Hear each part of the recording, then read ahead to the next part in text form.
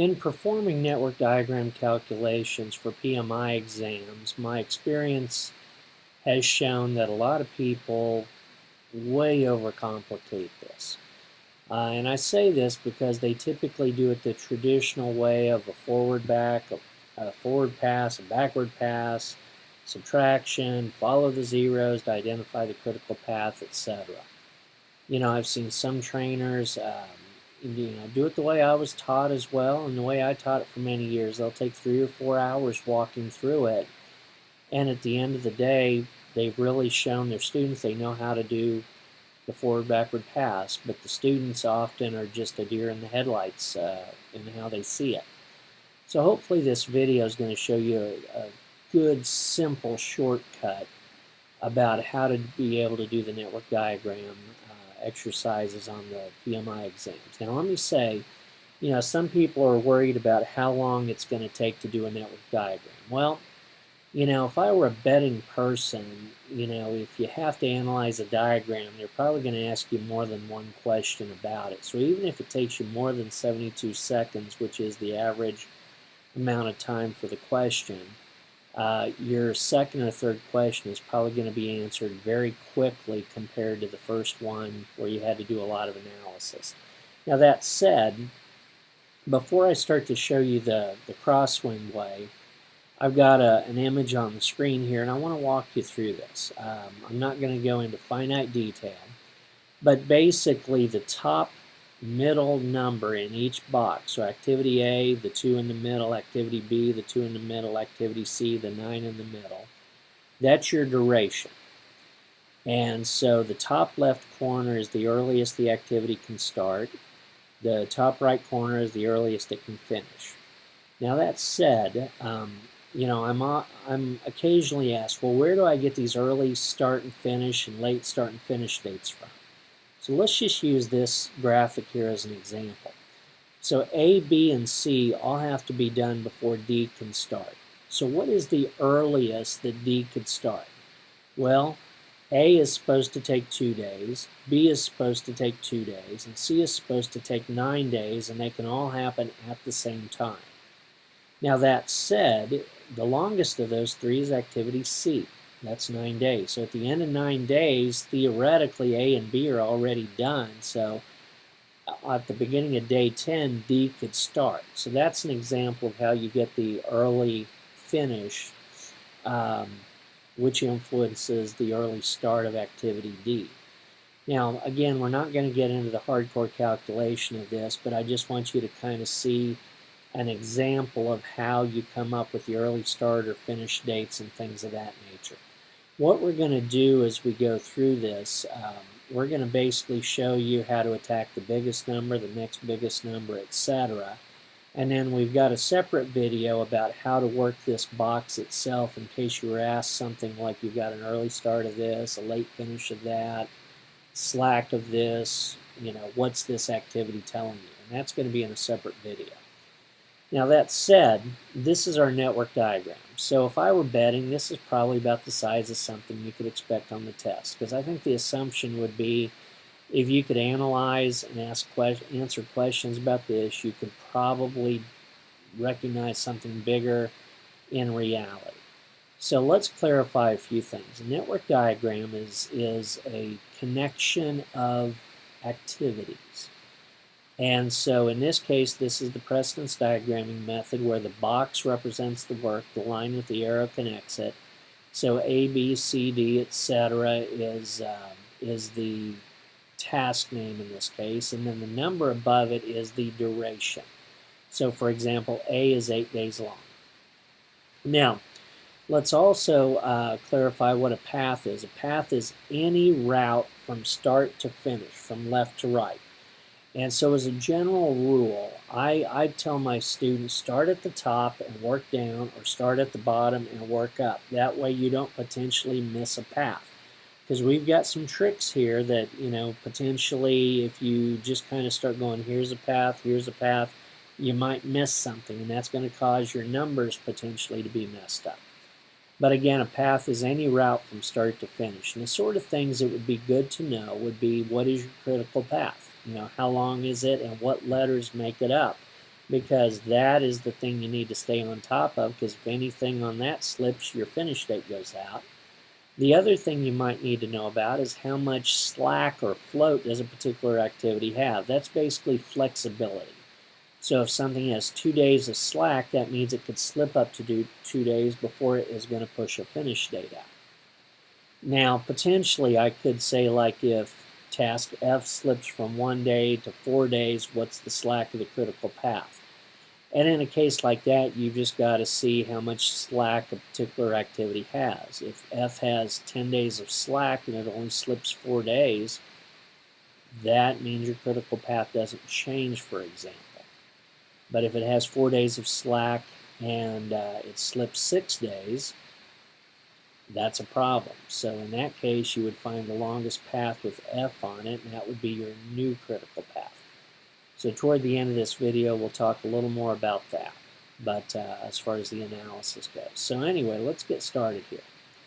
So one of the first things we're going to do here is list every path and its duration. I do not suggest, for example, that you write 8, 5, 9, 7 equals 29. I think it's 29. 13 and 16, yeah, 29. I don't suggest you write 8, 5, 9, 7 because you could have a 9 for G and a 9 for some other activity. Like in this case, C and I are both 7, for example. So you might see a 7 and think it's I and it's really C you're referencing. So syntax-wise, I want you to write, for example, ADGI equals 29. Anyway, what we're going to do is we're going to list every path and then the duration of every path. And then we potentially, if you want to do this, you can reorder them from biggest to smallest. For some people, it helps keep them straight. Worst case, you're going to attack the longest path, the next longest path, the next longest path, etc. And we're going to walk you through how to do that. So our first path, we're going to start at the top and work down. So ADGI is 29. Okay. BEGI is 25. BFGI, again, go down, but any chance you have to come up, so start at the top and work down. So BFGI is 23. BFHI is 17. So at that point, I've exhausted all the A and B options.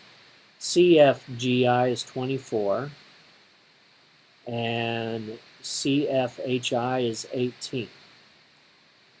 So if I look here,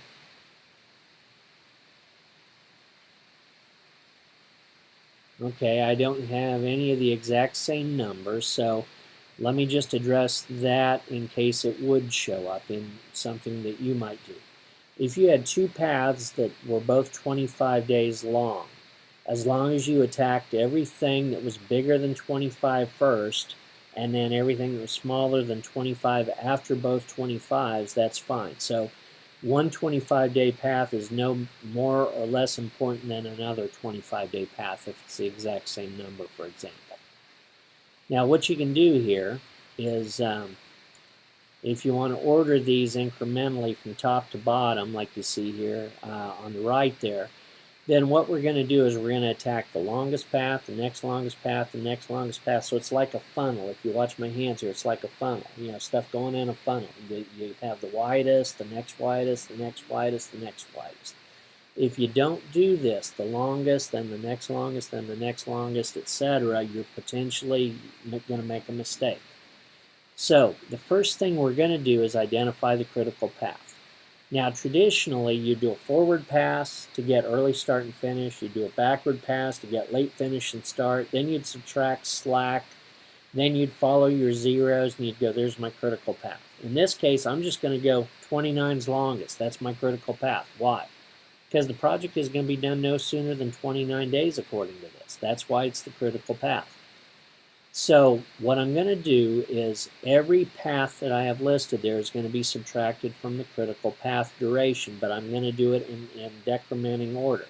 So the biggest to the next biggest to the next biggest. So watch if you will here. So over here on the far right, I have A equals, B equals, C equals, etc. So this is for each activity or task. So basically, I'm going to start out with the longest path, which is 29, and I'm going to subtract that from the critical path of 29. So 29 from 29 is 0. So anything that is on ADGI gets 0 days of slack on the far right. This is why you got to do the longest, then the next longest, then the next longest.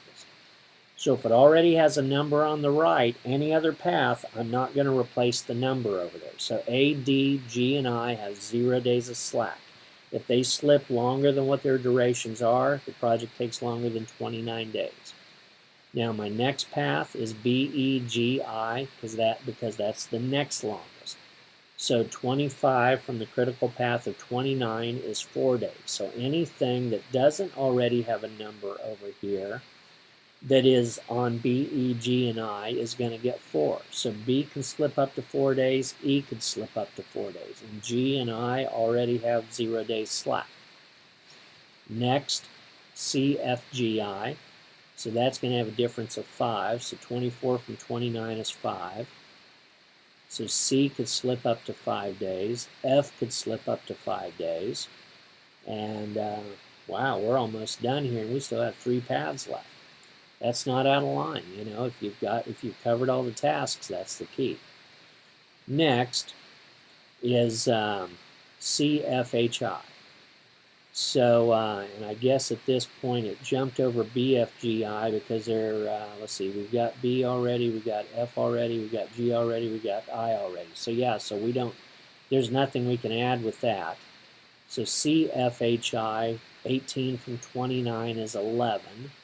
So C is going to get an 11. Is C? No, C already has a 5. So C, we have a number 4. F, we already have a number 4. H, we didn't have a number 4, so that could slip up to 11 days. And then I is already on the critical path. And at this point, we don't need the final path because we filled in all the slots over there. Now, at this point, I want to discuss this a little bit, and feel free to go back and watch this again if you need to. But remember, it's the biggest, the next biggest, the next biggest, and you just incrementally, I should say, decrementally, you go from the biggest to the next biggest to the next biggest. So you just go to the next smallest one, subtract that duration from the critical path. If you don't already have a number for the slack, then that gets filled in on the right. So how would we analyze this? What if I ask you a question? What's your critical path and its duration? ADGI, 29 days. How much slack does task E have? You look on the right, 4 days. Okay, cool. If F slipped from 1 day to 10 days, so it slipped 9 days. So if I said, what's my critical path and its duration? Here's how I would do that. I would look for the longest path with F on it, and if I went from 1 day to 10 days, that means I slipped 9 days. So the longest path with F on it is CFGI. We'll go back up there where it's bold there, CFGI. And I would add 9 days to that, because if it slipped 9 days, then the longest path is going to be 33 days. Now, so the project got pushed out to 33 days. Now, you're going to have a new critical path because of that, and all these slack numbers on the right would change, but more than likely on the test, they wouldn't expect you to readjust everything, just that one particular task-related thing. In this case, you would say CFGI is now 33 days. Now, I want to clarify something here as well when we look at this. Let me get these numbers back up here for you. So like when we look at Bravo and Eric tasks, like BEGI. So some people commonly think that Bravo could slip 4 days and Eric could slip 4 days. And that is not totally true. Bravo could, but if it does, then Eric can't. Or if Eric does, Bravo can't. And boy, if you've got a military background and I'm using 2 different names instead of Bravo and Eric, then I apologize if that's driving you crazy. But B versus E. So So basically, say Bravo slips 2 days, then Eric would potentially only be able to slip up to 2 days. So for that entire path, B, E, G, I, there's a total of 4 days that it could slip. But G and I are already on the critical path, so those 4 days could only occur either in Bravo or Eric or B or E. So it could be 2 days and 2 days, 1 day and 3 days, 3 days and 1 day, 0 days and 4 days, or 4 days and 0 days, or some fractional combination. So that's the basics of how this works. It's not horribly complicated if you do it this way compared to the traditional forward-backward pass, which, in my opinion, is not overly complicated, but there's 2 or 3 rules you got to know with the numbers to be able to do it right, and commonly, it's easy to make a mistake with those rules. So hopefully, this is a way simpler shortcut for you, and feel free to draw some network diagrams up, test it with this, and I think you'll find this to be a lot better solution than the traditional forward-backward pass. So this is what we call the Crosswind way, the substitution approach for the forward-backward pass.